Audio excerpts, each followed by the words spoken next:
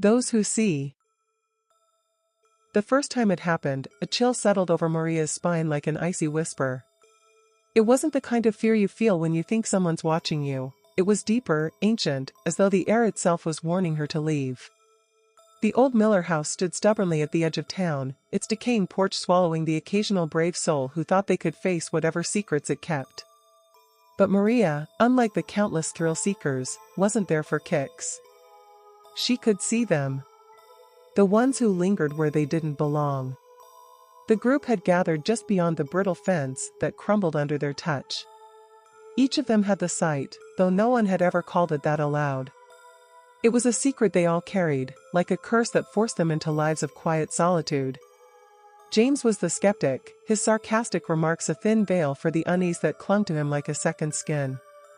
Priya was the anchor, grounding the group with her calm presence, while old Mr. Grady, their reluctant guide, insisted the Miller house held answers none of them were ready for. "It doesn't feel right," Maria murmured, her eyes darting toward the upper window where a shadow moved against the curtainless frame. It wasn't the first time she'd seen it. The others didn't seem to notice. "Nothing about this feels right," James shot back, his flashlight cutting through the murky darkness. The beam landed on a rusted swing, its chains groaning as though invisible hands pushed it. He grimaced, but Maria caught the way his knuckles whitened around the flashlight. They crossed the threshold cautiously, boots crunching on debris-strewn floorboards. The air inside was thick, like it hadn't moved in decades. The walls were etched with scratches, symbols that Priya whispered could be runes or warnings. Grady, always the historian, muttered something about the house's past, murders, disappearances, the kind of things that turned legends into ghost stories. But this wasn't just a story. Maria felt the weight of unseen eyes pressing down on them, heavy and oppressive. The house didn't just exist, it breathed. The first scream came from James. He stood frozen in the hall, his flashlight trembling as it illuminated a child's face peeking from behind a door. But when Maria rushed forward, nothing was there, just an empty doorway leading into darkness. James swore under his breath, but Maria saw the truth in his eyes. He had seen it, too. They moved deeper into the house, the tension between them thickening like the shadows around them. Maria felt it growing stronger, the presence of something that didn't want them there. And yet, she couldn't leave. None of them could. In the basement, they found the well. It wasn't part of the original house, Grady explained, his voice barely above a whisper. The wood around it was newer, hastily constructed, as though someone had wanted to seal it off quickly. Maria stepped closer, her heart pounding. And then she heard it. A voice, soft, pleading, but unmistakable. "Help me." It wasn't coming from the well. It was coming from the walls. Maria whipped around, her eyes meeting Priya's wide gaze. The others heard it, too. Jane stumbled back, muttering something about leaving, but before they could move, the house groaned, its walls seeming to shift and buckle. The voice grew louder, more desperate, until it was a scream. And then silence. Maria turned back to the well, and her blood ran cold. A hand, pale, skeletal, gripped the edge of the wooden boards. Maria's breath caught, but she didn't step back. Not yet. The hand, stark white against the rotten wood, trembled as though trying to pull something, or someone, free. But the fingers, too long. The skin stretched too tight. It was wrong, all wrong. "Priya," Maria whispered, her voice hoarse. "Do you see?" The hand withdrew before she could finish. James stumbled back, cursing under his breath as the basement filled with a deep, resonant hum, a sound that wasn't coming from the house but from beneath it. Grady's lantern flickered. He shook it, muttering about batteries, but Maria knew better. The darkness was closing in, suffocating, pressing against them like an invisible tide. Then, the whispering returned. At first, it was just the voice they'd heard before, soft, pleading, fragmented. Help me, find, release." But another voice joined. Then another. A chorus of whispers, rising and falling, overlapping until the words lost all meaning.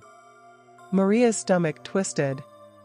They're trapped here, Priya whispered, clutching the pendant she always wore. An old talisman from her grandmother, once said to ward off spirits. It seemed useless now. James shook his head violently. No, this is a trick. Someone's messing with us. It's a recording, an echo. There's nothing here. But Maria saw the way his face paled as the whispers swelled, morphing into a low, keening wail. The sound scraped against her mind, raw and unnatural. And then the face emerged. It bloomed slowly from the shadows behind the well, just barely visible at first, skeletal, gaunt, eyes sunken deep into black hollows. The skin looked wet, stretched too thin, as if the flesh was still trying to cling to old bones. Don't move, Grady rasped, but the words felt too late. Maria saw it tilt its head. Not curious, hungry. The thing didn't lunge. It watched. Waiting. She felt it then, the truth pressing against her mind like a cold blade. This wasn't a haunting. Not in the way they'd thought. It was trapped. Listen to me, Maria spoke low, calm, not daring to break eye contact. You want to be free, don't you? You're caught here. Between. The thing blinked, just once. A sound, choking, gurgling, almost like a laugh, crawled from its throat. Grady shook his head slowly, voice trembling. Maria, don't. It moved faster than thought. A blur of pale limbs and blackness, and suddenly Grady was wrenched backward, his lantern smashing against the wall with a burst of sparks. He screamed a raw, ragged sound, before vanishing into the dark. Grady! Maria lunged, but Priya grabbed her arm, yanking her back. He's gone. Priya's voice cracked, tears streaking her face. We have to get out, now. But the basement door was gone. Or had it ever really been there? The shadows pressed tighter. And the whispers, they laughed. The darkness swallowed everything but the pulse in Maria's ears. Grady's scream had faded, leaving behind only the low hum that seemed to echo from beneath the earth itself, ancient and bottomless. James was the first to break. He bolted, stumbling back from the well, his flashlight trembling wildly in his grip. This isn't real. It can't be. A shape emerged behind him. Maria tried to shout, but the words tangled in her throat as something pale and gaunt unfolded from the shadows, hollow eyes fixed on James. Not a spirit, something older. Maria lunged, grabbing his arm just as the thing reached out. Ice. The air was so cold it burned.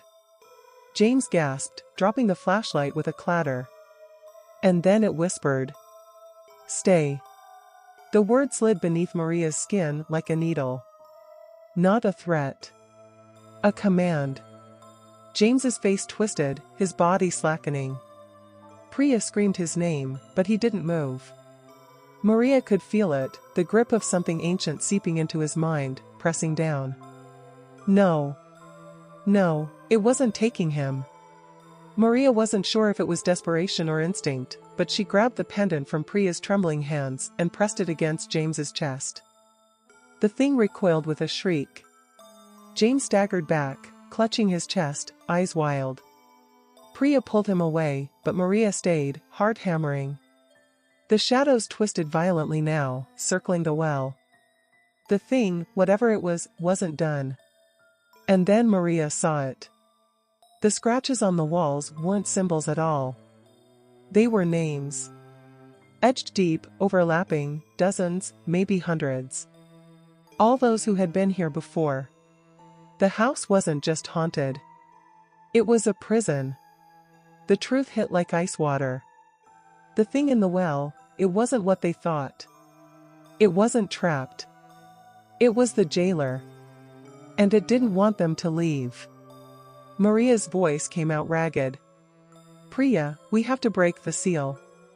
The well? Priya's voice shook, the pendant clutched tight in her hand. Maria nodded. The thing felt their intent. The shadows coiled tighter. They didn't have much time. James was barely standing, his face pale, but he nodded grimly as Maria moved toward the well. The whispering returned. Louder.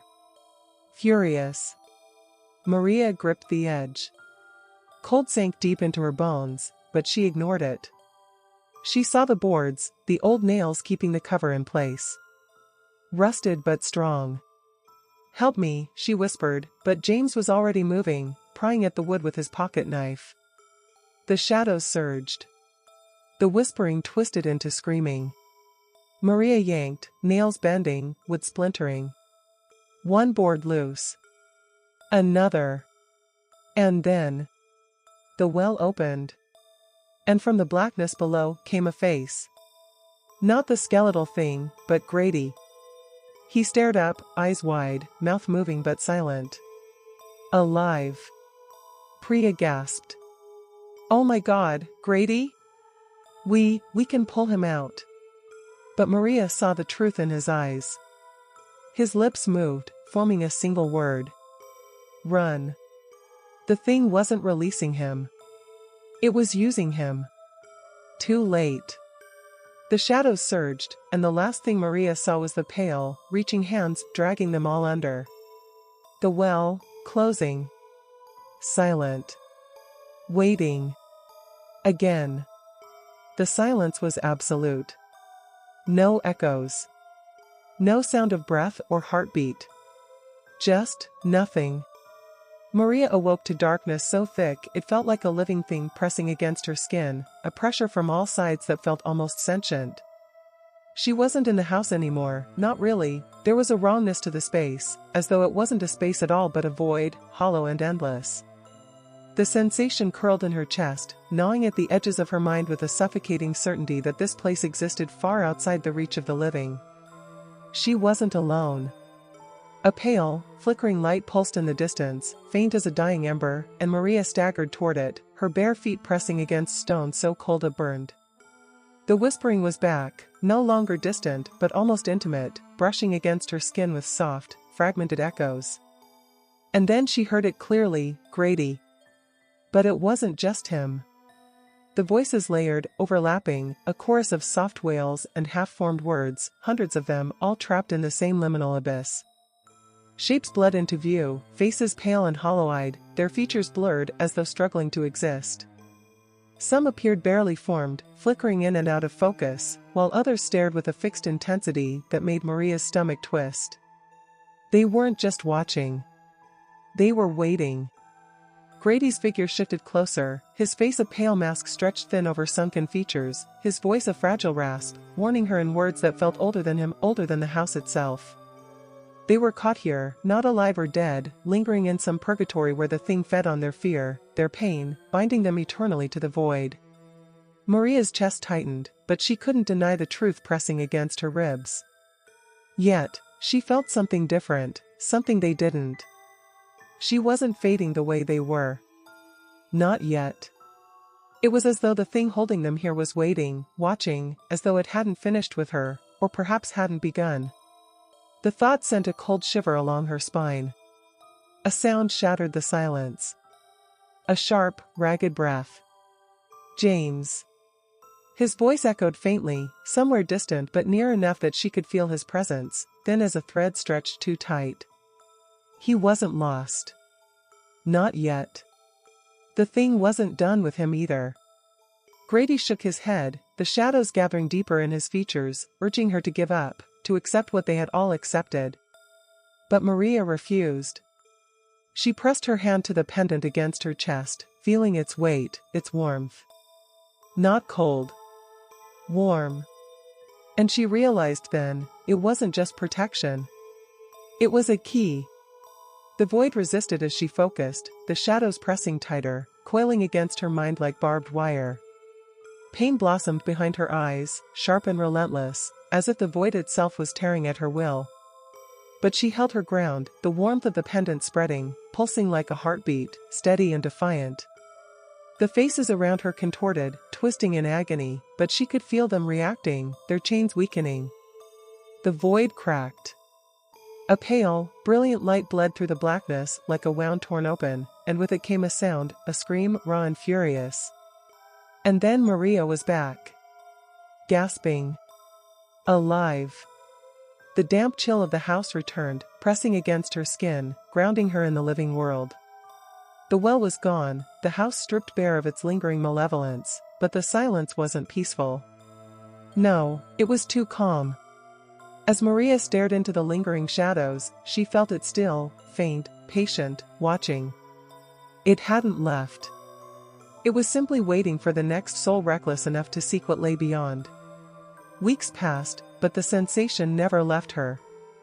Even in the daylight, Maria felt it, the weight of something just beyond the edge of perception, pressing against her mind like a cold whisper she couldn't quite hear. The house was abandoned now, condemned after the investigation yielded nothing conclusive, though Maria knew the truth had never been meant for human eyes. There had been no evidence of Grady, no trace of what happened in the well beyond the warped floorboards and damp, rotting wood. To everyone else, he was just gone, folded into the same lingering tragedy that had consumed so many others before them. But Maria couldn't shake the feeling that it wasn't over. The pendant she'd worn since that night remained warm against her skin, as if something inside it was still burning, still resisting. Yet, with every passing day, the warmth dimmed, and the silence that followed grew heavier, more unnatural. She caught herself listening too closely to quiet rooms, watching the spaces behind mirrors and reflections for the flicker of something familiar but twisted. Night after night, she awoke to the same oppressive darkness pressing into her bedroom, a void she swore felt thicker than shadows should be. James wasn't coping any better. He had left town entirely, retreating somewhere far, and though he refused to answer most of Maria's calls, she knew the fear hadn't left him either. She could see it in his eyes when they last spoke, a hollowness, like a part of him had been taken and never quite returned. Priya had stopped speaking about it altogether, choosing denial over the truth they had all faced. But Maria couldn't forget. Wouldn't. Because the void hadn't released her. It had let her go. And deep down, she knew why. The first sign came on a storm-drenched night, rain hammering her windows, the wind howling in a way that reminded her far too much of the screams from the well. At first, she thought the shadows were tricks of the mind, branches swaying, the remnants of nightmares lingering just beneath wakefulness. But when the whisper came, low and shivering along her spine, she knew. You brought it back. The voice wasn't Grady's. It wasn't any of the voices she remembered. It was older. Colder. Maria stood frozen in the half-dark of her room, the pendant hot against her skin, nearly burning now. But the heat wasn't protective anymore. It felt wrong, like something was trying to get out. The air thickened. Shapes shifted at the edges of the room, tall, gaunt figures barely visible, their forms bleeding into the shadows like they were part of the dark itself. Maria didn't run. She couldn't. She had seen the void. She had felt it. This was different. This was worse. And then, just as suddenly, the presence receded, leaving her in silence. Not peace, only a stillness so absolute it felt like the world was holding its breath. Maria knew the truth then, clearer than ever before. She hadn't escaped. It had simply followed her home. Maria couldn't stay in denial any longer. The thing had followed her, no, it had marked her, leaving something behind in that void. It was inside the pendant, seeping through, growing stronger each day. Sleep became impossible. The whispers weren't just near, they were inside, curling in her mind, pressing just enough to feel like a presence watching through her own eyes. The void hadn't just followed, it had claimed her. Desperation drove her back to the condemned house. The town had sealed it off, but Maria knew the rot in those walls hadn't been contained. She broke in under the pale light of a dying moon, the air thick with damp decay, the smell of mildew and something older, earthier. The house was quieter now. No groaning wood. No creaking floors. Just stillness, as if the void had fed and was waiting for more. The well was sealed. New boards. Reinforced. But Maria felt the pulse beneath her feet like a heartbeat, steady and endless, calling to her. She knelt, pressing the pendant against the cold wood, the burn flaring hotter until the shadows trembled. A voice rasped through her thoughts. "You opened it. Finish it." And then, just as she lifted the pendant, James appeared. Pale, gaunt, haunted. "Maria, stop." His voice was sharp, urgent, but Maria barely heard him. The void was stirring. The faces. The voices. Grady. She could feel him, reaching, calling, begging. But James shook his head, stepping closer. "It isn't Grady. It never was. It wants you to open it again." Maria froze. The whispers twisted, voices overlapping, louder now. And suddenly, in that moment of hesitation, Maria realized James was right. It hadn't been calling for help. It had been calling for her. The boards rattled beneath her fingers. The void wasn't a prison. It was a doorway. And something on the other side was still waiting. Maria felt the truth crack open inside her, jagged and undeniable. The void hadn't been trying to trap her, it had marked her, leaving a fracture wide enough for it to bleed through. And now it wanted more. Her pulse thundered in her ears as the boards beneath her feet groaned, the whispers rising into a cacophony of desperate, hungry voices. Grady's face was there, but distorted, hollowed out like a mask of the man she remembered, twisted with something far more ancient pressing behind his eyes. James reached for her, but Maria stepped back, clutching the pendant tighter as the heat pulsed, a warning now, not a beacon. The void wasn't just calling her. It was testing her. The house felt smaller, closing in, the damp air pressing against her lungs with that same crushing silence. Maria knew she had a choice: walk away, seal the darkness forever, or finish what had begun the night Grady was taken. A whisper slid from the well, sharp and insidious. "You felt it too, didn't you?" Maria's vision blurred, but not from fear. The pendant grew cold, so cold it stung her skin. The light dimmed, flickering, and for the first time, the void felt closer. James' voice broke through the haze, hoarse but steady. "You think this thing can give him back, Maria? After everything we've seen? It lies. You know that." And yet, a part of her wanted to believe. Grady had felt so close. His voice hadn't been a lie, he was in there, somewhere in that abyss. But it wasn't Grady pulling her closer. It was the void itself. A sudden force surged through the pendant, the wood beneath her splintering as the well seemed to breathe. Maria stumbled back, but it wasn't enough. The shadows moved, twisting into long, skeletal forms, pale faces barely visible in the dark. James grabbed her wrist, yanking her from the edge, just as the boards shattered completely. The void howled, the sound almost human, an aching wail of loss and fury. And then... silence. The house, emptied. Cold. Hollow. Maria stared at the broken boards where the well had been. Nothing remained but darkness, still and silent. But she knew it wasn't over. The void hadn't been defeated. It had simply found another way in. Maria left the house that night, but it never truly left her. The pendant, cold and silent now, felt heavier than ever, as though the void had burrowed deep inside, waiting for the perfect moment to stir again. She could still feel it watching, lingering just beyond the edges of the world she knew, patient, timeless, hungry. James never spoke of that night again. He drifted further, like the experience had carved something out of him, leaving behind only a quiet shell. Priya refused to return, too shattered by what she almost saw, but Maria knew she was still connected. The void hadn't finished with her. It had only started. And somewhere, in the endless dark, something was still calling her name.